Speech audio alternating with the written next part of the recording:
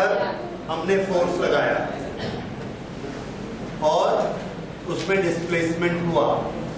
Force लगाने के दोनों मेथड में से कोई भी मेथड हम अप्लाई कर सकते हैं, भले कांटेक्ट से फोर्स लगाएं या फील्ड से फोर्स लगाएं।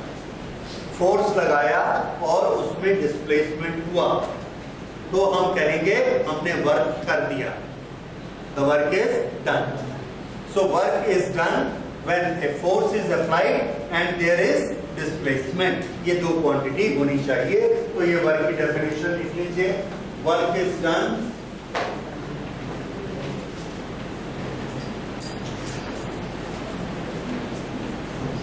when force is applied and displacement takes place.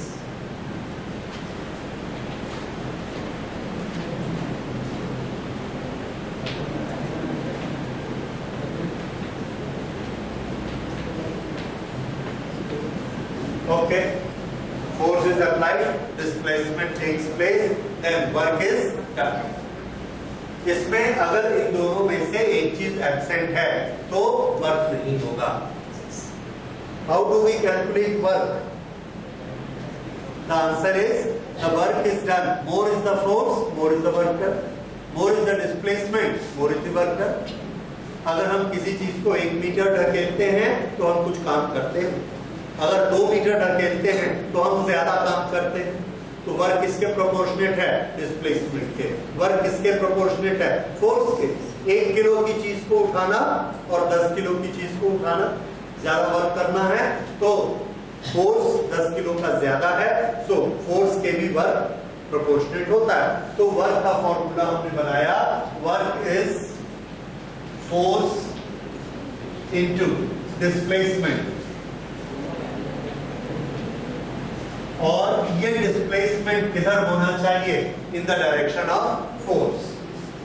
Displacement in the direction of force.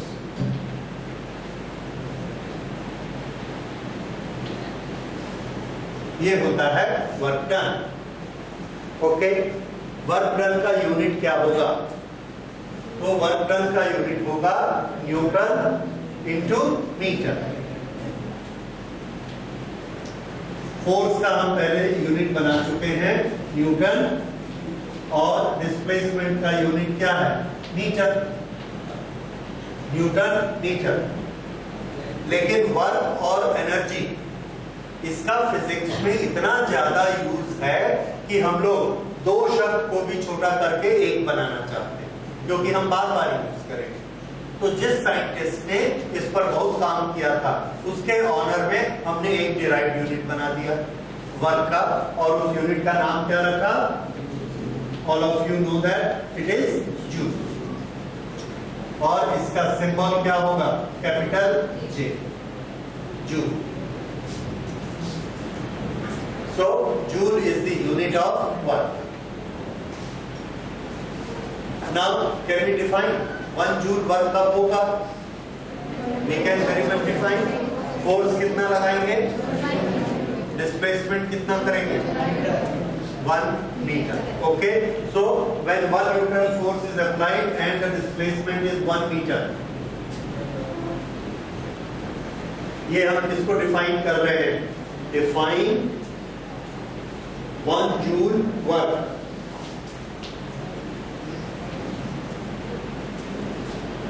when 1 Newton force is applied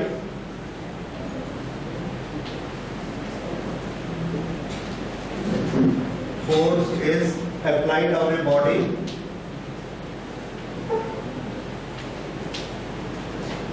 and the displacement in the direction of force is 1 meter, and the displacement in the direction of force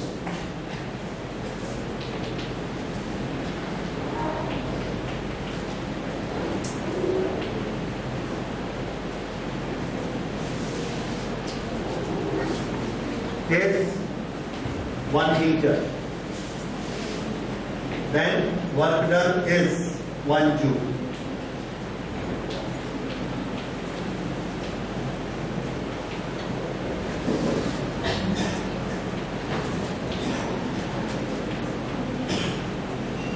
when work done is 1 joule.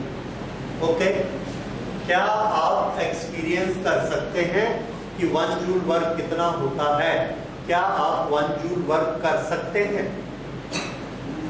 क्या 1 joule work करना हमारे लिए possible है? ये छोटा सा work होता है कि बहुत बड़ा वर्क होता है कि हम नहीं कर सकते, या इतना छोटा होता है कि इससे बहुत बड़ा वर्क हम करते रहते? Can you have an idea कि 1 जूल वर्क कितना हो सकता है? यस, कैसे? 1 जूल वर्क का आइडिया लगाना बहुत आसान है। देखिए, मैंने अपने हाथ में इसको रखा और इसका मास है 100 ग्राम। 100 ग्राम कितना होता है? 0.1 kg। ये हाथ पे रखा 0.1 kg। बताइए ये मेरे हाथ पे कितना फोर्स लगा है? mg। m कितना? 0.1। g की वैल्यू 10 लीजिए, कितना हो गया?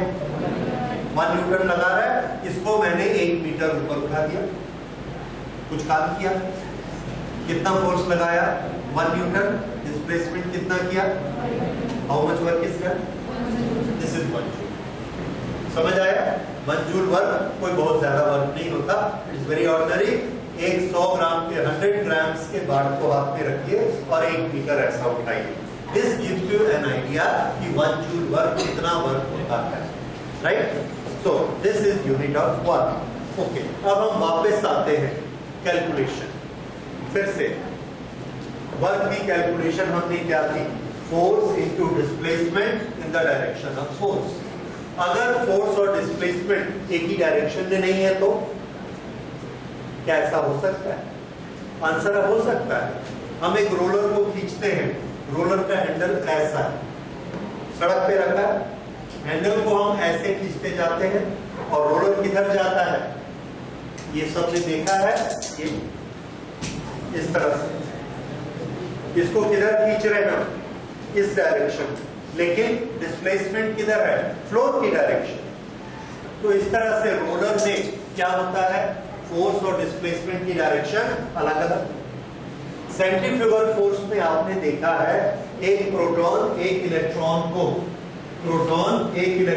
को ऐसे खींचता है, लेकिन इलेक्ट्रॉन चलता कैसे? ऐसे, ये यहां से इस तरह से चलता है। यहां पर देखिए ऐसे चलता है और फोर्स इधर है। तो फोर्स और डिस्प्लेसमेंट की डायरेक्शन अलग अलग। एक कार चल रही है या खड़ी है, चल रही है, उसकी स्पीड हमने बढ़ानी है, तो इंजन का एक्सीलरेटर हमने बढ़ाया। इंजन किधर फोर्स लगाता है? सामने। डिस्प्लेसमेंट किधर होता है? सामने। ठीक है, अगर हमने ब्रेक लगाया तो फोर्स किधर लगता है? पीछे। और डिस्प्लेसमेंट किधर हो रहा है? सामने। एक कार का इंजन हमने बंद कर दिया, कार की स्पीड कम होते जाती है, क्यों? पीछे फोर्स लगता है, लेकिन डिस्प्लेसमेंट किधर हो रहा है कार का? जा तो आगे ही रही है, डिस्प्लेसमेंट आगे और फोर्स पीछे। इससे हमको ये समझ में आता है कि ऐसा कोई नियम नहीं है कि फोर्स और डिस्प्लेसमेंट को एक तरफ होना पड़ेगा, अलग अलग हो सकते हैं, अलग अलग केसेस में हो सकते हैं। अगर ऐसा होगा तो हम वर्क डन कैसे कैलकुलेट करेंगे? तो वर्क डन कैसे कैलकुलेट करेंगे? इसके लिए जो फंडामेंटल बेसिक लॉज हैं उसको हम लोग पढ़ चुके हैं कि हम लोग फोर्स का अलग अलग डायरेक्शन में इफेक्ट निकाल सकते हैं। ये टेक्निक हमको आती है जिसको हम कहते हैं रिजॉल्व करना। तो अगर हम किसी ऑब्जेक्ट पर फोर्स एक डायरेक्शन में लगा रहे हैं और उसका डिस्प्लेसमेंट दूसरी डायरेक्शन में हो रहा है, ये ऑब्जेक्ट पे हमने इधर फोर्स लगाया F, ये फोर्स वेक्टर है, ये उसका मैग्नीट्यूड, ये उसकी डायरेक्शन, और ये ऑब्जेक्ट ऐसा चला जैसा एक रोलर चलता है यहां से यहां तक, ये इसका हुआ डिस्प्लेसमेंट S इस डायरेक्शन में, और ये इस पे हमने लगाया फोर्स इस डायरेक्शन में। तो वर्क डन कितना होगा? वर्क डन कितना होगा? अब हमारी डेफिनेशन बोलती है we can multiply the two, but what is the condition? They should be in the same direction. तो सेम डायरेक्शन करने के लिए हम लोग कंपोनेंट वाला मेथड अपनाते हैं, रिजॉल्व करने वाला मेथड अपनाते हैं। किसको रिजॉल्व करेंगे, फोर्स को कि डिस्प्लेसमेंट को? दोनों ही वेक्टर है, तो आंसर है आप किसी को भी कर सकते हैं, डज नॉट मैटर। और हम देखेंगे कि दोनों में एक ही रिजल्ट आता है। इस फोर्स के हमने दो कंपोनेंट किए, ये वाला एंगल थीटा है, तो ये एक कंपोनेंट जो इस तरफ होगा ये कितना होगा, this component and this component, ये दोनों मिलाकर क्या बना, F। यानी F का इस डायरेक्शन में भी इफेक्ट है और इस डायरेक्शन में भी इफेक्ट है। ये वेक्टर को हम चाहे तो यहां भी शिफ्ट कर सकते हैं। ये पैरेललोग्राम का हो गया, this is one and this is another component of the force. ये वाला कंपोनेंट कितना होगा, इस फोर्स का ये वाला कंपोनेंट होता है F cos थीटा और ये वाला F sin थीटा। अब डिस्प्लेसमेंट की डायरेक्शन में कौन सा कंपोनेंट है, F cos थीटा। और हमारी डेफिनेशन क्या कहती है वर्क की, एक ही डायरेक्शन। तो एक ही डायरेक्शन में फोर्स का हमने कौन सा हिस्सा लिया, F cos थीटा, और उसी डायरेक्शन में कौन है, S, दोनों को मल्टीप्लाई किया तो वर्क डन कितना हो गया, work done is equal to F cos theta multiplied by this magnitude of S। So this is F cos theta into S, that is Fs cos theta। ये एक method हुआ। और दूसरा मेथड देखिए, ये इसने यहां से S डिस्प्लेसमेंट किया और ये इसका फोर्स है, इधर हमने फोर्स लगाया, ये फोर्स की डायरेक्शन, ये फोर्स का वेक्टर।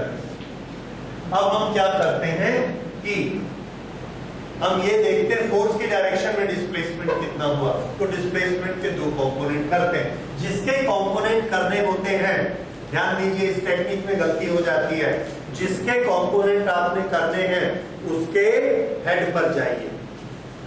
अगर F के कंपोनेंट करने हैं तो कहां से स्टार्ट करना है, F के हेड से। अगर S के कंपोनेंट करने हैं तो S के हेड पे जाएंगे। यहां जाके क्या करना है, यहां जाकर आप एक परपेंडिकुलर बनाएंगे दूसरी डायरेक्शन। जब हमने F के कंपोनेंट कर रहे थे तो टेक्निक क्या लगाई, F के हेड पे गए और परपेंडिकुलर बनाया, किस पे, दूसरी डायरेक्शन पे। यहां पर हम किसके हेड पे जाएंगे, S के हेड पे जाएंगे और नॉर्मल बनाएंगे, किस पर, F की डायरेक्शन पे। तो यहां पर गए और यहां से हमने ये नॉर्मल बनाया। तो इस S के दो कंपोनेंट कौन से हुए, यहां से हमने एक लाइन खींची, ये this is one component and this is one component. Triangle law से देखिए, this plus this is equal to this होता है। तो इसलिए ये दोनों क्या है, S के कंपोनेंट। ये वाला जो कंपोनेंट है इसको हम यहां से पैरेलली यहां भी शिफ्ट कर सकते हैं ऐसे, और हम चाहे तो पैरेललोग्राम ऐसे कंप्लीट कर सकते हैं। अब देखिए ये एक कंपोनेंट, ये दोनों कंपोनेंट और ये उसका रिजल्टेंट S। तो ये दोनों क्या हैं, S के कंपोनेंट। ऐसा करके हमने क्या किया, ऐसा करके हमने ये किया कि S का एक कंपोनेंट F के पैरेलल या F की डायरेक्शन में बना लिया। यहाँ हमने क्या किया था, F का एक कंपोनेंट S की डायरेक्शन में बनाया, यहाँ S का एक कंपोनेंट F की डायरेक्शन में बनाया।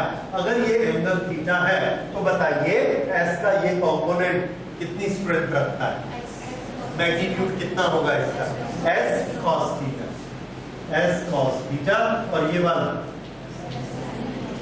S sin theta. अब हमारे वर्क की डेफिनेशन क्या कहती है, force into displacement in the direction of force. Okay, तो work done is equal to force कितना है, F, displacement in the direction of force कितना है, S cos theta, S cos theta. तो ये कितना हो गया, Fs cos थीटा। और देखिए ये वही आया जो पहले था। तो अगर हम फोर्स के दो कंपोनेंट करें या डिस्प्लेसमेंट के दो कंपोनेंट करें, हमारे रिजल्ट में कोई अंतर नहीं आता। वर्क का क्या होता है, same formula Fs cos theta. Okay, ये हो गया वर्क का फॉर्मूला।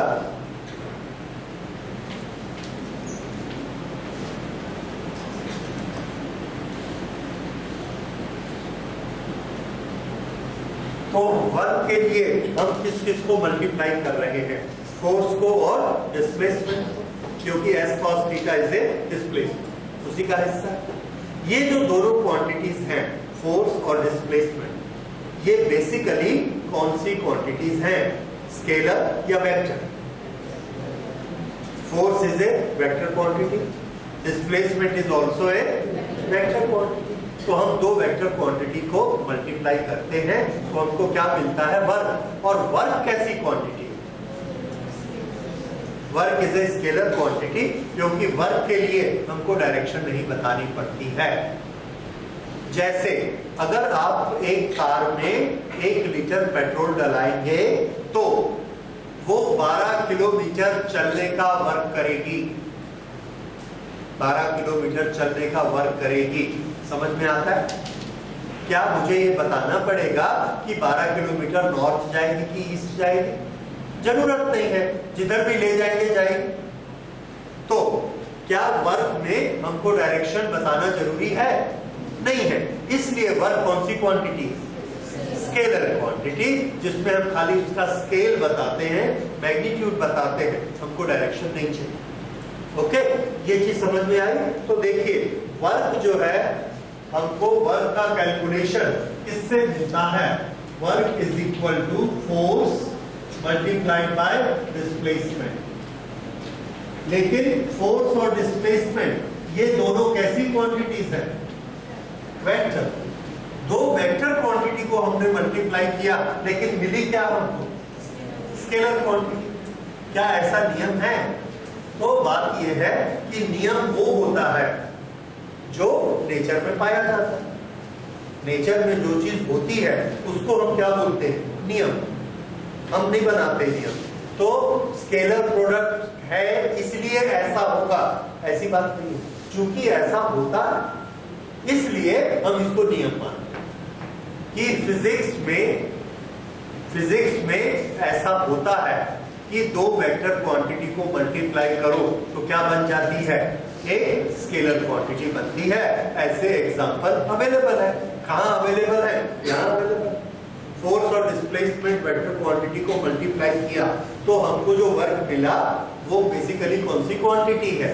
स्केलर क्वांटिटी है। इस तरह का जो मल्टीप्लिकेशन है, ऐसे मल्टीप्लिकेशन को कहते हैं स्केलर मल्टीप्लिकेशन या स्केलर प्रोडक्ट।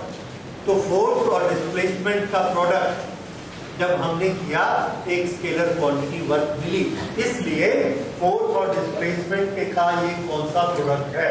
तो आंसर है scalar product. Scalar product, force और डिस्प्लेसमेंट का स्केलर प्रोडक्ट। अब बार बार हम लोग स्केलर प्रोडक्ट इतने बड़े बड़े शब्द नहीं लिख सकते, तो उसके लिए हमने एक निशानी बनाई, एक शॉर्टकट बनाया। ये हम लिखेंगे F, ये लिखेंगे S, और इसके बीच में एक छोटा सा डॉट लगा देंगे, बस। What does it mean? There is a scalar product between F and S. तो स्केलर प्रोडक्ट होता क्या है? तो हमने फिर से वर्क की डेफिनेशन देखी। वर्क की डेफिनेशन हमको क्या बताती है? Force and displacement should be in the same direction. तो जब सेम डायरेक्शन वाले कंपोनेंट को हम मल्टीप्लाई करेंगे तो उस प्रोडक्ट को क्या बोलेंगे? स्केलर प्रोडक्ट, क्योंकि वो हमको स्केलर क्वांटिटी देता है। और उसको लिखेंगे कैसे? एक बीच में डॉट लगा के, इसलिए इसका दूसरा नाम क्या पड़ गया? Dot product. ओके, फिर से दो वेक्टर क्वांटिटी के बीच में दो तरह के प्रोडक्ट हो सकते हैं, scalar product and vector product. दोनों के प्रोडक्ट से जो रिजल्ट बनता है, फिजिक्स में दो तरह के रिजल्ट बनते हैं। नेचर में हमने देखा दो तरह के रिजल्ट बनते हैं, और जो दो वेक्टर क्वांटिटी को मल्टीप्लाई करके अगर हमारा रिजल्ट स्केलर क्वांटिटी बनेगा तो हम बोलेंगे हमने कौन सा प्रोडक्ट किया? स्केलर प्रोडक्ट किया। और इसको क्या लिखेंगे? बीच में डॉट लगा देंगे। और उसका नियम क्या लगाएंगे? उसका नियम ये लगाएंगे कि वो A B cos थीटा होगा, F S cos थीटा होगा। F क्या है? एक वेक्टर, S दूसरा वेक्टर और थीटा दोनों के बीच का एंगल। नियम क्या है? दोनों एक ही डायरेक्शन में होने चाहिए। तो ऐसे को क्या बोलेंगे? Dot product. So work is a dot product of force and displacement. Work is dot product. Dot product क्या है? स्केलर प्रोडक्ट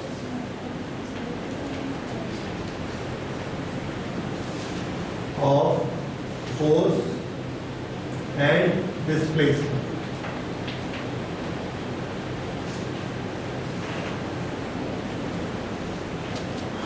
अब थोड़ा सा एक नजर इधर देखिए, ये फोर्स था, ये displacement.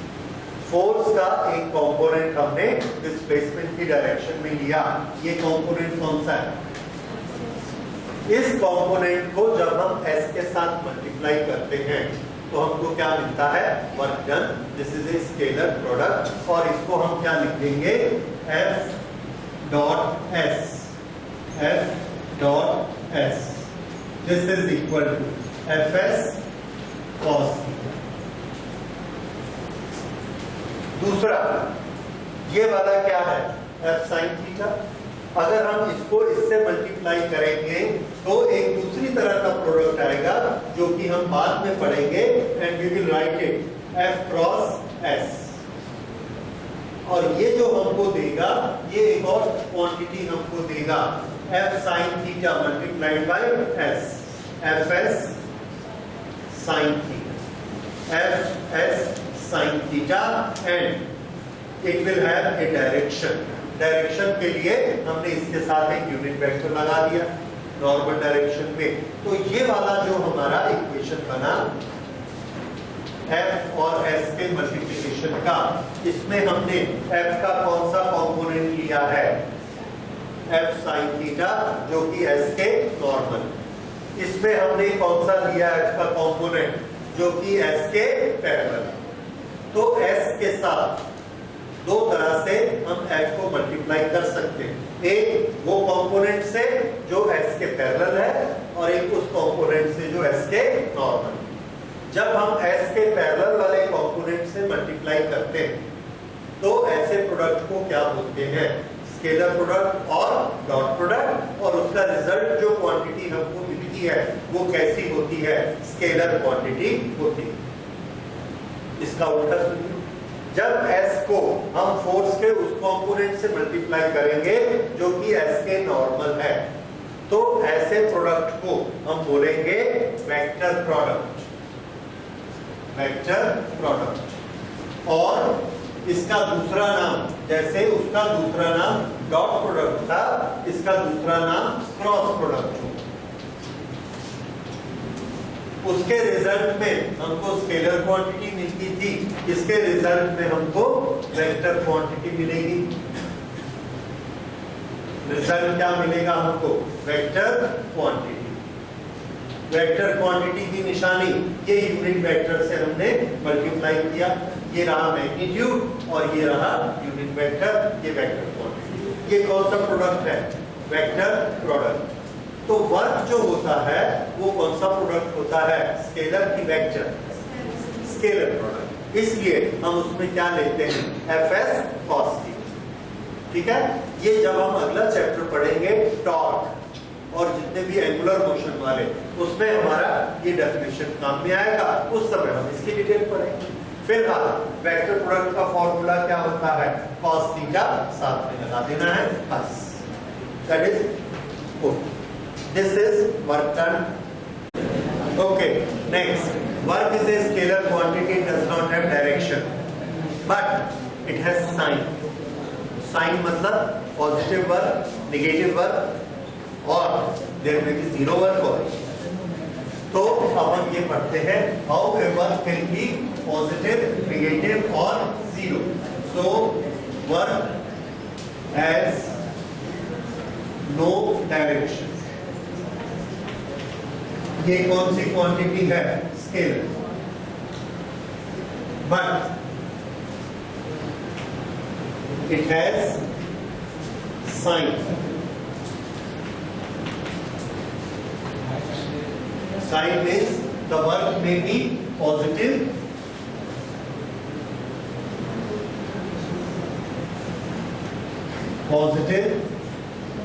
negative or zero. The work may be positive, negative or zero. ठीक है, अब हम लेते हैं कि वर्क डन पॉजिटिव और वर्क डन नेगेटिव कब होता है। वर्क का एक फॉर्मूला हमने देखा है, FS cos theta. Cos theta जब पॉजिटिव होगा तो वर्क डन पॉजिटिव आएगा, जब कॉस थीटा नेगेटिव होगा तो वर्क डन नेगेटिव आएगा, और जब कॉस थीटा की वैल्यू जीरो हो जाएगी तो वर्क डन जीरो हो जाएगा। It is very simple.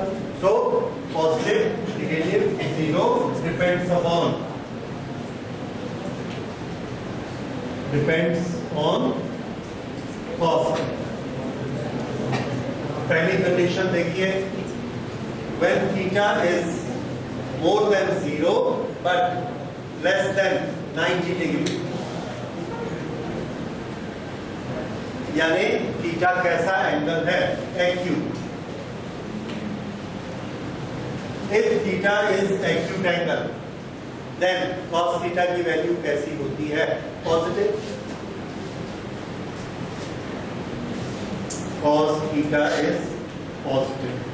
Therefore, work done is positive. Work done is positive. ठीक है?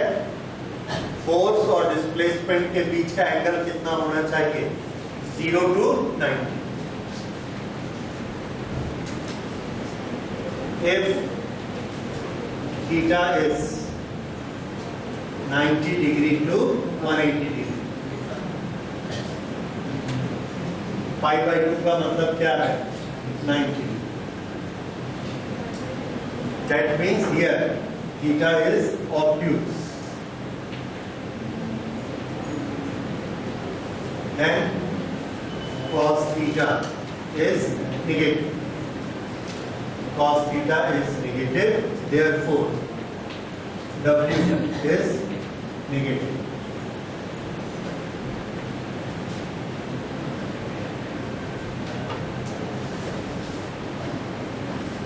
Work done is negative. Okay, जैसे एक कार चल रही है, उसका इंजन हमने बंद कर दिया और उस पर फ्रिक्शन काम करता है। फ्रिक्शन किधर काम करता है, पीछे, और वेलोसिटी किधर है, आगे। तो कार में फ्रिक्शन, कार इधर जा रही है, वेलोसिटी, तो डिस्प्लेसमेंट भी इधर हो रहा है, और फ्रिक्शन किधर काम करता है, इसको रोकने वाला, पीछे। तो फ्रिक्शन और डिस्प्लेसमेंट, इसके बीच में कितना एंगल है, 180 degree, and cos 180 degree is -1. So the work done will be minus F into S. तो कैसा वर्क है ये, नेगेटिव वर्क। ठीक है, अच्छा, एक बॉल को ऊपर फेंका गया है, ग्रेविटी का फोर्स किधर काम कर रहा है, उस पर, नीचे।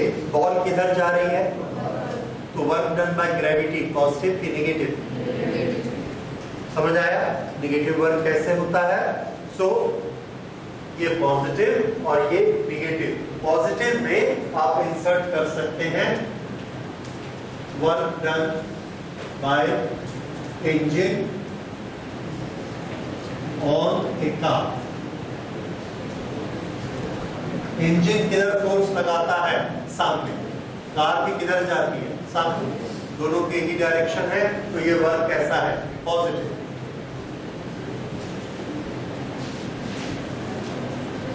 Work done by friction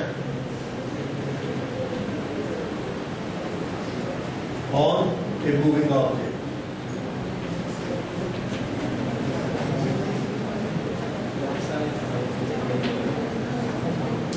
तो फ्रिक्शन पीछे काम करता है और डिस्प्लेसमेंट आगे हो रहा है, तो this work done is negative.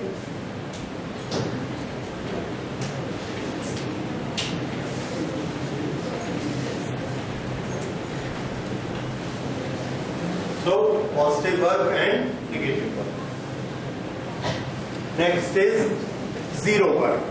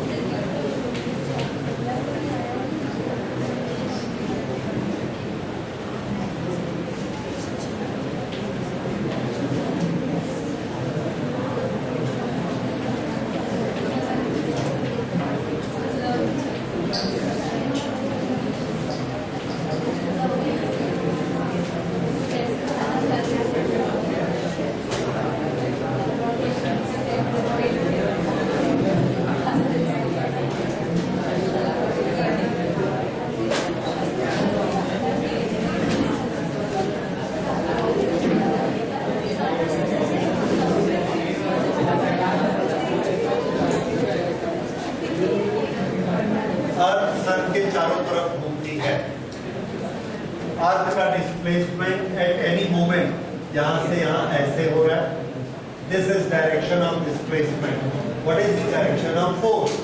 Earth is being pulled by the sun due to gravitational force in this direction. This is force and this is displacement. What is the angle between them? 90 degree. So Fs cos 90 कितना हो गया? 0. So what is the work done by sun on the earth? 0. No work is done on the earth. इसी तरह से ये एक proton है और उसके चारों तरफ एक इलेक्ट्रॉन घूम रहा है, electron negative charge, and this is the force, this is electrostatic force, and this is displacement. So displacement and force 90 degree. So how much is the work done? 0. So in both the cases, work done is 0 because theta is equal to 90.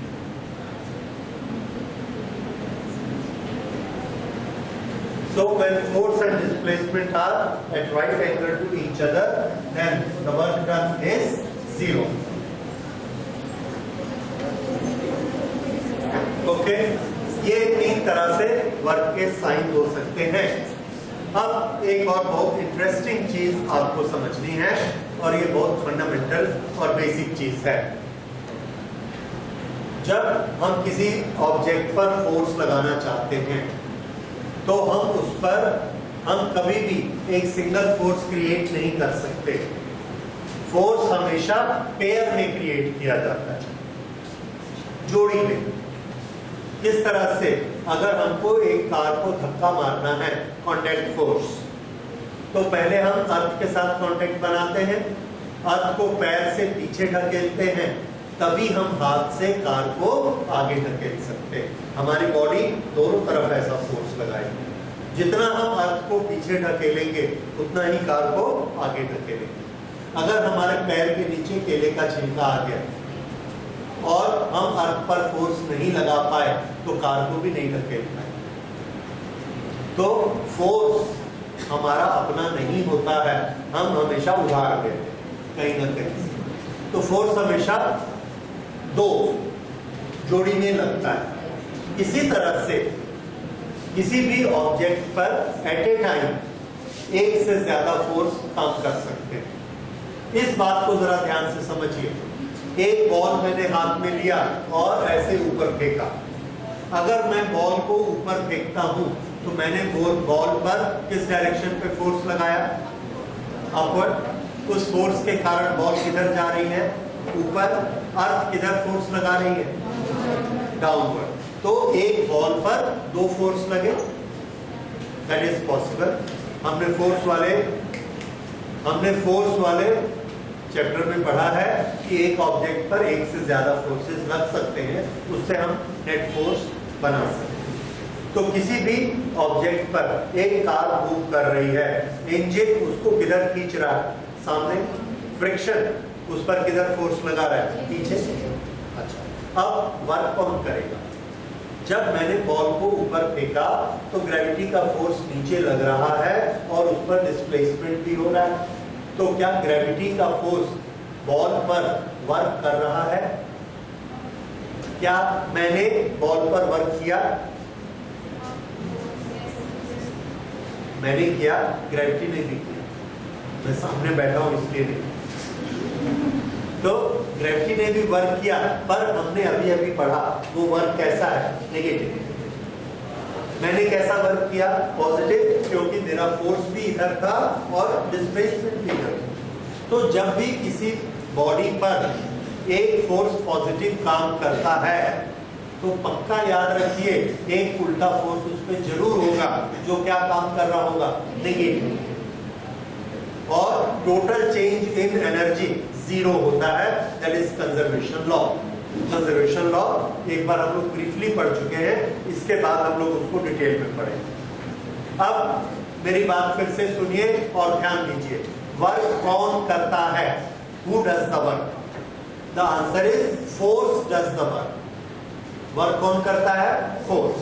अच्छा, force करेगा या उस force का जो agent है जिसने force लगाया उसको क्रेडिट मिलेगा या उस फोर्स को क्रेडिट मिलेगा?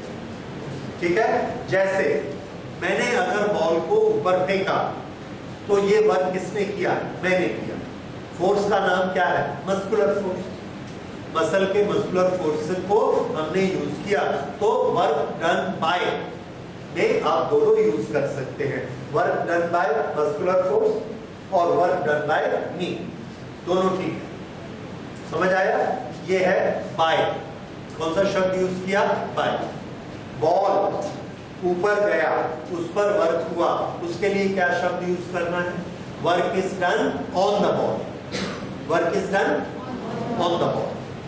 Work is done by force या agent of the force. Work is done on the object जिस पर फोर्स किया। अब जब ये बॉल ऊपर जा रहा है तो ग्रेविटी का फोर्स इस पर नीचे लग रहा है और बॉल ऊपर जा रहा है, तो ग्रेविटी का फोर्स इस बॉल पे काम कर रहा है कि नहीं? तो आंसर है यस, कर रहा है। क्यों? क्योंकि फोर्स भी है, डिस्प्लेसमेंट भी है, दोनों के बीच में एंगल 180 डिग्री भी है, कैलकुलेशन भी है, माइनस एफएक्स कैलकुलेशन है, तो ग्रेविटी का फोर्स भी वर्क कर रहा है। कितना? Minus FX. अब अगर मैंने बॉल पे वर्क किया, एफ लगाया, बॉल 10 मीटर तक ऊपर गया, the work done is 1000 joule. Gravity ने भी उस पर काम किया, कितना? Minus 1000 joule. क्योंकि इस पूरे टाइम में ग्रेविटी किधर लग रही थी? नीचे, और डिस्प्लेसमेंट किधर हो रहा था? ऊपर। तो ये कैसा वर्क हुआ? नेगेटिव। तो अगर हम बोलेंगे work done bye me is plus 1000 joule, work done by gravity minus 1000 joule, दोनों आंसर करेक्ट। तो अब आप क्या आंसर दोगे इसमें? अगर आपसे पूछा गया that force is 100 newton and the displacement is 10 metre, how much is the work done? तो आपका काउंटर क्वेश्चन होगा वर्क डन बाय हूम। तो इसलिए हमारे क्वेश्चन में ये आना जरूरी है कि हम वर्क डन किस फोर्स से पूछ रहे हैं। क्यों? क्योंकि हमको ये नॉलेज है कि एट ए टाइम दो फोर्स हमेशा काम करते रहते। एक कार आगे चलती है तो इंजन भी फोर्स लगा रहा है और फ्रिक्शन भी फोर्स लगा रहा है। अगर मुझसे पूछा जाएगा वर्क डन बाय इंजन, तो मैं बोलूंगा प्लस 1000, और work done by friction minus 1000। तो आपको कोई कंफ्यूजन नहीं होगा कि वर्क डन पॉजिटिव है कि नेगेटिव है। दो एजेंट हमेशा होंगे, एक पॉजिटिव वर्क कर रहा होगा और एक नेगेटिव वर्क कर रहा होगा। टोटल हमेशा 0 आएगा। अगर टोटल 0 आएगा तो हम कैसे बोलेंगे कि बॉल ऊपर गई है तो वर्क डन हुआ है? तो आंसर है कोई प्रॉब्लम नहीं है, बॉल ऊपर गई है, वर्क डन हुआ है। किसने किया? मैंने वर्क किया 1000 जूल। कैसा वर्क किया है? पॉजिटिव। ओके, तो ग्रेविटी ने कितना वर्क किया है? ग्रेविटी ने भी वर्क किया है, उसने कितना किया है? माइनस 1000। वर्क कितना हुआ बॉल पे? 1000। मैंने किया प्लस, ग्रेविटी ने किया माइनस। क्यों?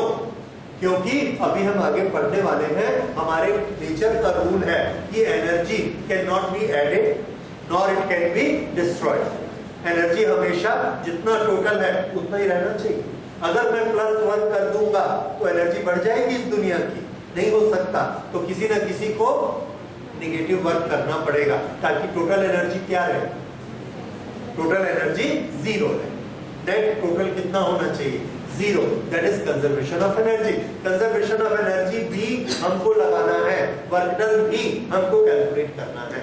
तो वर्क डन कैसे कैलकुलेट करेंगे? Force into displacement. कोई डाउट नहीं है, कोई प्रॉब्लम नहीं। How much is the work done on the ball? 100 into 10, 1000। ठीक है, प्लस माइनस का फैसला करना है तो उसके लिए हम क्या देखेंगे कि क्वेश्चन क्या पूछता है। Work done by the person और work done by the gravity, work done by the engine और work done by the friction. तो प्लस माइनस का हमको इस तरह से फैसला मिलेगा। ये बात अब समझ में आ रही है आपको कि वर्क डन के साथ में कौन सा शब्द जरूरी है? बाय। Work done bye. जब तक वर्क डन बाय नहीं होगा आपको फोर्स पता नहीं लगेगा, आप उसका साइन नहीं बता पाओगे। ये बहुत जरूरी है, क्योंकि फोर्स जब आपको हम बताएंगे तब तो आप इमेजिन करोगे कि फोर्स डायरेक्शन क्या बना रहा है और उस डायरेक्शन से फैसला होगा। ओके, ये एक चीज हो गई। अब अगली चीज सुनिए, zero work done. Zero work done में फोर्स और डिस्प्लेसमेंट कैसे होने चाहिए? At right angle to each other. और ये सब एग्जांपल आपने देखे हैं, कोई प्रॉब्लम नहीं है। तो इस तरह के और भी एग्जांपल आएंगे। हाँ, कोई एग्जांपल डिसेप्टिव होते हैं, थोड़ा सा हमको टेस्ट करने के लिए या कॉम्प्लिकेसी क्रिएट करने के लिए, डाउट करने के लिए ये बनाए जाते हैं। जैसे एक पुली के सिर पर आपने लोड डाला, बॉक्स रखा, बॉक्स किधर दबाता है पुली को? नीचे। पुली उसको किधर दबाता है? ऊपर। ठीक है, फिर पुली ऐसे डिस्प्लेस होता है, अपनी जगह से चलता है। ऐसे पुली चला और चल के प्लेटफॉर्म के बाहर निकल गया। ठीक है, how much work is done? The force applied is F, the displacement is S, how much is the angle? Then how much is the work done? Zero. बाहर निकल के वो आपको कहता पैसा दे दीजिए, और आप उसको फिजिक्स का समझा दिए, Fs cos थीटा तो जीरो हो गया भैया, तुमने तो वर्क किया है, किस चीज का पैसा देंगे? तो क्या पुली ने वर्क किया कि नहीं किया? कैसे किया? नहीं किया। ओके, सुनिए, ये वाला जो एग्जांपल है क्लास 9th में पढ़ाया जाता है और टीचर आपको पढ़ाते हैं work done by pulley is zero. सबको पढ़ाया गया, मेरे को 9th-10th के टीचर्स ने भी बताया कि ये तो वर्क डन जीरो होता है। ये बुक सबके पास है, ठीक है, इसमें लिखा है the work done by pulley is zero, लेकिन ये गलत है। Work done by pulley is zero नहीं होता है। अगर मैं आपको बोलूं कि work done by pulley zero नहीं होता है, आप प्रूफ करिए कि work done by pulley zero नहीं होता है, there is a positive work done by the pulley, तो आप कैसे करेंगे? सुनिए, work done by pulley, pulley को स्टेशन के बाहर आना है। बाहर आने के लिए उसको अपनी बॉडी को अलोंग विद द लोड, अपनी बॉडी को किधर मूव करना पड़ेगा? सामने। There is a intention of motion, किस तरफ? सामने। अगर उसका इंटेंशन ऑफ मोशन सामने है तो उसको अपोज कौन करेगा? किधर? पीछे। अब फ्रिक्शन उसको पीछे अपोज करता है और इसको आगे बढ़ना है, तो पुली को फोर्स किधर लगाना पड़ेगा? आगे लगाना पड़ेगा, सामने लगाना पड़ेगा। क्यों? वो किसको कैंसिल करना चाहता है? फ्रिक्शन। उसका इंटेंशन सामने जाने का है, उस इंटेंशन के कारण फ्रिक्शन किधर बनता है? पीछे। उस फ्रिक्शन को कैंसिल करने के लिए वो किधर फोर्स लगाता है? सामने। तो पुली ने किधर फोर्स लगाया? डिस्प्लेस किधर हुआ? दोनों एक ही डायरेक्शन हो गए। Then how is the work done? होगा पॉजिटिव वर्क डन। समझ आया? तो यहाँ पर थोड़ा आपको आउट ऑफ द बॉक्स जाके सोचने की जरूरत है। हम कर क्या रहे हैं? Force applied by the box किधर है? नीचे। डिस्प्लेसमेंट डन बाय द पुली किधर है? अरे जब force applied by the box है तो डिस्प्लेसमेंट बाय द बॉक्स से मल्टीप्लाई करो ना। डिस्प्लेसमेंट बाय द पुली से क्यों मल्टीप्लाई कर? अगर आप डिस्प्लेसमेंट पुली का लेते हैं तो फोर्स भी किसका लेना? पुली का। बॉक्स का फोर्स क्यों लेते हैं? और हम बड़ी शान से करते हैं, box applied the force downward, pulley moves forward, the angle between them is 90 degree. ऐसा क्यों करना? तो देखिए, फोर्स कौन लगा रहा है? पुली लगा रहा है। किधर? सामने। बॉक्स किधर फोर्स लगा रहा है? नीचे। तो बॉक्स का डिस्प्लेसमेंट कितना हो रहा है? 0। तो बॉक्स ने कितना काम किया? 0। बॉक्स को पैसा मत देना, नो प्रॉब्लम। समझ आया? तो ये होता है पुली ने कैसा वर्क किया, positive work. So this is positive work done. So work done may be positive, work done may be negative, work done may be 0। पर आपको कंसीडर क्या करना है? जिस फोर्स ने काम किया उस फोर्स के कारण डिस्प्लेसमेंट लीजिए। फोर्स आप A को लेके डिस्प्लेसमेंट B ने जो किया वो नहीं हो सकता। डिस्प्लेसमेंट मैं कर रहा हूं और फोर्स आप लगा रहे हो, उस फोर्स के साथ ये वाले डिस्प्लेसमेंट का मल्टीप्लिकेशन नहीं होगा। ठीक है? Okay, so this is work done positive, negative और 0। ये कैलकुलेशन। हाँ जी, इधर ध्यान दीजिए। Work done bye constant force, work done by variable force. Constant force और वेरिएबल फोर्स के एग्जांपल, एक एक एग्जांपल से आपको समझ में आ जाएगा। मैंने एक बॉल को ऊपर पुश किया, ऐसे हाथ पे बॉल को रखा और ऐसे 1 मीटर ऊपर ले गया। जब यहां से मैं बॉल को यहां तक ले जाता हूं, मेरे हाथ में यहां बॉल है, तो मुझे बॉल पर कितना फोर्स लगाना? mg। बॉल का मास कितना है? m। अर्थ के कारण ग्रेविटी कितनी है? g। बॉल को अर्थ कितने फोर्स से नीचे खींच रही है? mg। मैंने अपना हाथ बीच में लगाया तो मुझे कितना रिएक्शन देना पड़ेगा? mg। तो मैंने कितना फोर्स लगाया? mg। यहां से बॉल यहां तक गया, ए ऐसा। अब मैं बॉल पे कितना फोर्स लगा रहा हूं? mg। अब ये बॉल यहां तक चला गया, अब मैं बॉल पे कितना फोर्स लगा रहा, और बॉल को मैं यहां तक ले गया, अब बॉल पे कितना फोर्स है? mg। हर जगह पे इस तरह का जो फोर्स होता है इसको हम क्या बोलेंगे? कांस्टेंट फोर्स या यूनिफॉर्म फोर्स। ठीक। तो दूसरा फोर्स कौन सा होता है? दूसरा फोर्स देखिए, ये एक वॉल है, इस वॉल के साथ में एक स्प्रिंग लगा हुआ है। That spring is like this.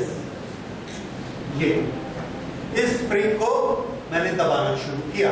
यहां से जब मैंने ऐसे दबाया तो मुझे कुछ फोर्स नहीं लगा।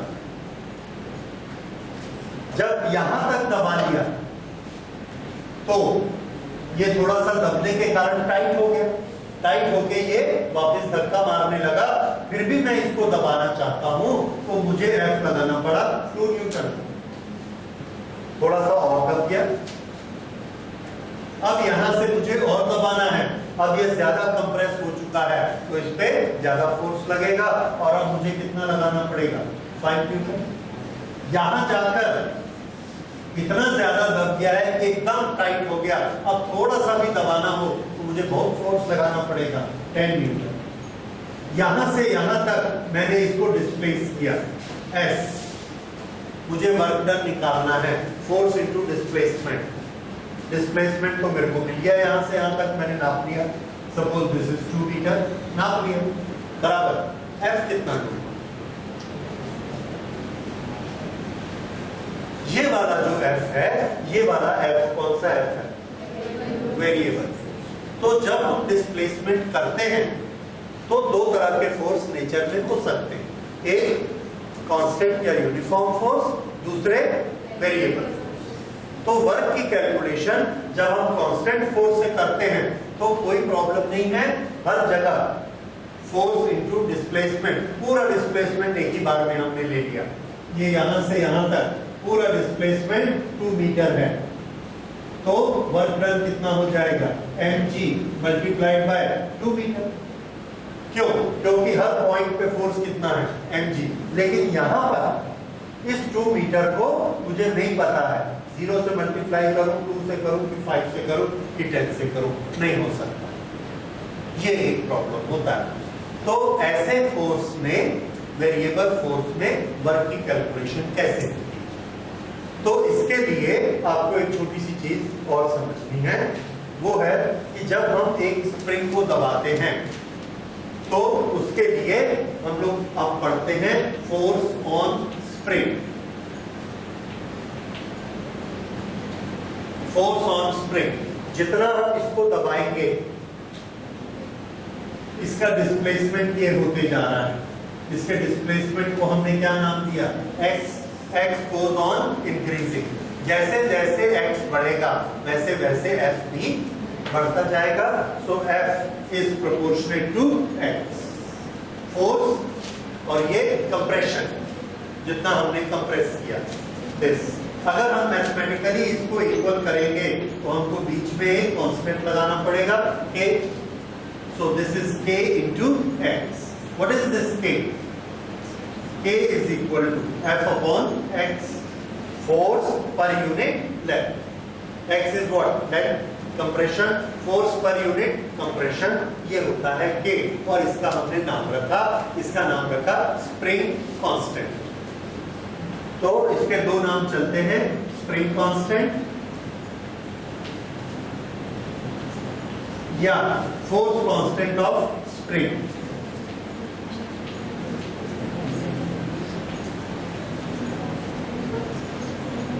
ओके. ये क्या बताता है?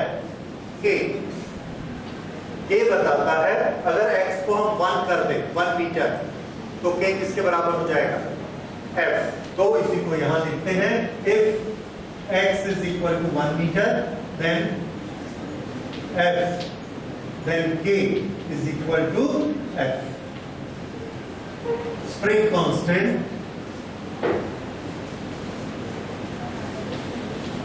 Spring constant is the force. Spring constant is the force required to compress और compress का उल्टा extend. दोनों में फोर्स लगता है. To compress और extend the spring by unit length. By unit length. तो एक स्प्रिंग को एक यूनिट लेंथ दबाना है, जितना फोर्स लगाना पड़ेगा वो क्या कहलाएगा? उसका स्प्रिंग कांस्टेंट. जो स्प्रिंग मोटी तार का बना होता है उसका स्प्रिंग कांस्टेंट ज्यादा होता है, जो पतली तार का होता है उसका स्प्रिंग कांस्टेंट कम होता है. नरम होता है, सॉफ्ट होता है, ठीक है, उसका स्प्रिंग कांस्टेंट कम. हार्ड का स्प्रिंग कांस्टेंट ज्यादा. तो ये फॉर्मूला आपको याद रखना है. अच्छा, अब ये बताइए what will be unit of spring constant? Unit of के बोलो जल्दी. न्यूटन. यस, न्यूटन पर मीटर. न्यूटन पर मीटर. न्यूटन पर मीटर किसका यूनिट है? Spring constant. याद रखिएगा, अदरवाइज बिल्कुल आपको याद नहीं आएगा. न्यूटन पर मीटर पहली बार आया है और थोड़ा सा अजीब है. अब इसकी डायमेंशंस बताइए. K की डायमेंशंस. F की क्या होती है? mLt-2 divided by L. तो क्या बचा? mt-2 L to the power 0. ठीक है, mt-2. ये किसकी डायमेंशंस है? Spring constant. मैं ये इसलिए बता रहा हूं कि बाद में जाके आपने एक क्वांटिटी पढ़नी है, सरफेस टेंशन. सरफेस टेंशन का फॉर्मूला होता है फोर्स अपॉन लेंथ. यही चीज है, यही यूनिट और यही डायमेंशन. उस समय हम आपसे पूछेंगे कि ये यूनिट और किसकी थी, ये डायमेंशन और किसका था. तो surface dimension, surface tension and spring constant has same units, same dimension. ये डायमेंशन में क्वेश्चन आता है, इसमें तो नहीं आता. एनीवे, ये फोर्स आ गया. ओके, अब एक छोटा सा कैलकुलेशन और है. At any distance x how much is the force? इसको हमने लिखा at a displacement x, force is kx. For a small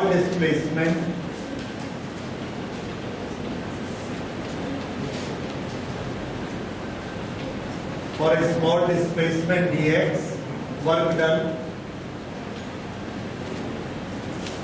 dw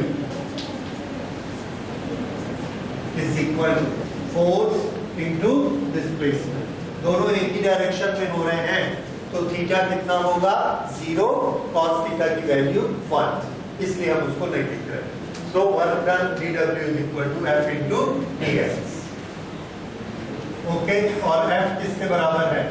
kx into dx। Then total work done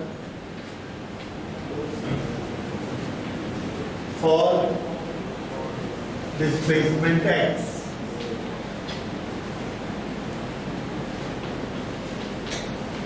तो ये सॉरी मुझे इसे लिखना है dw, work done dw f dx, f को kx लिखा, so dw is equal to kx into dx।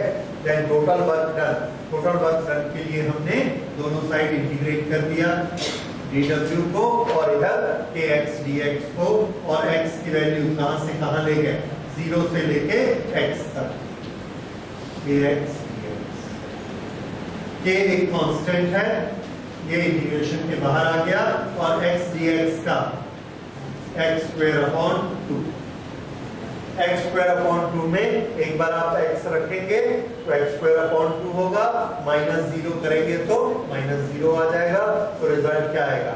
kx square upon 2। This is half ax square. This is what? w, work done. तो ये जो चीज आपने की, क्या निकाला?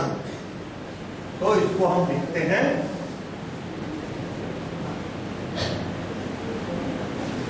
work done in compressing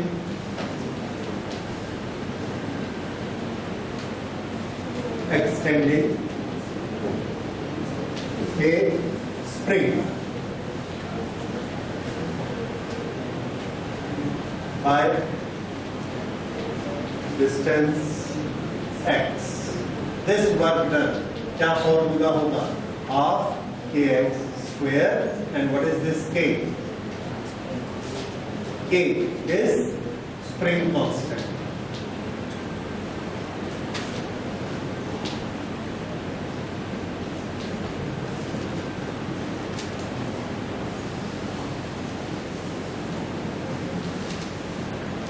ये होता है वेरिएबल फोर्स का वर्क, और कांस्टेंट फोर्स का तो सीधा सीधा है, force into displacement mg into x।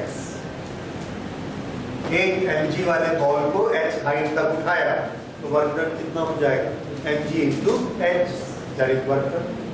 और स्प्रिंग को दबाया तो वर्क डन कितना होगा? Half kx square. ये वाला डेरिवेशन आपको याद करना है, क्योंकि इसकी कहीं ना कहीं आपको जरूरत पड़ती है। Okay, so this is work done by the different forces and it is all about the work done। Next class हम लोग पावर के बारे में